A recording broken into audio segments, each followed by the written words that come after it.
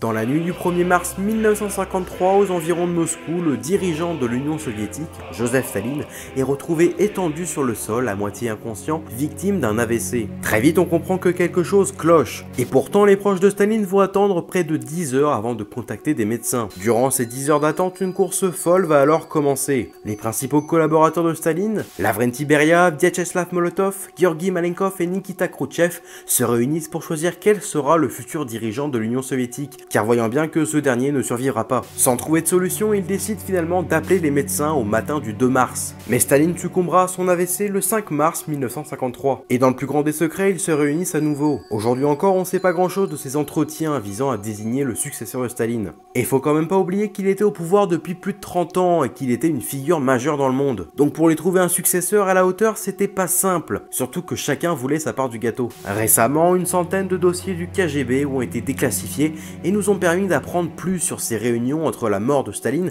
et l'annonce de son successeur. À la suite d'une nuit entière de négociations, Molotov a une idée. Il proposa le nom de Yanev Morkov, un officier russe complètement inconnu, qui s'était retrouvé là un peu par hasard, pistonné uniquement car son père était un riche industriel qui tenait des usines de fabrication de chars pendant la Seconde Guerre mondiale.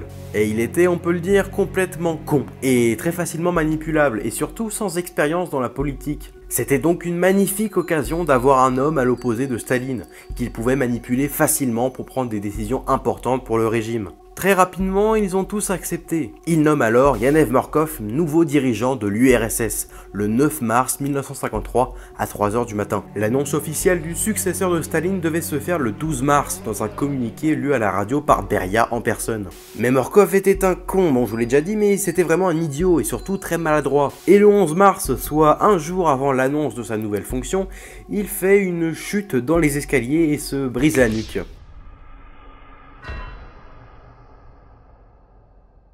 Il meurt sur le coup et au Kremlin c'est à nouveau la panique.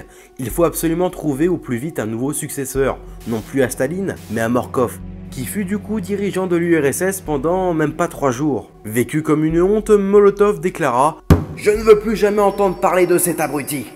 Et c'est la décision qui va être prise, puisque moins de 24 heures après sa mort, son nom sera effacé de tous les registres de l'époque, la moindre lettre ou photo sera brûlée, et toute sa famille devra changer de nom et être déplacée dans un petit village de Sibérie, le plus loin possible de Moscou. Finalement, ils décideront de nommer Nikita Khrouchtchev à la succession non pas de Morkov, mais bel et bien de Joseph Staline. Et ce n'est qu'en février 2017 que le nom de Yanev Morkov refit surface après des années sous silence. Comme cette histoire est très récente, elle est à prendre avec des pincettes bien sûr. La mort de Staline était restée l'une des énigmes de l'histoire, mais on dirait bien que la vérité commence à apparaître. Merci beaucoup d'avoir regardé cette vidéo, vous pouvez la liker, la partager, la commenter et vous abonner si ce n'est pas encore fait. Quant à vous, merci énormément d'être de plus en plus nombreux à s'abonner, on a dépassé les 1500 abonnés assez récemment, on approche petit à petit des 2000, c'est vachement cool. En tout cas, merci à tous et je vous donne rendez-vous pour de prochaines vidéos.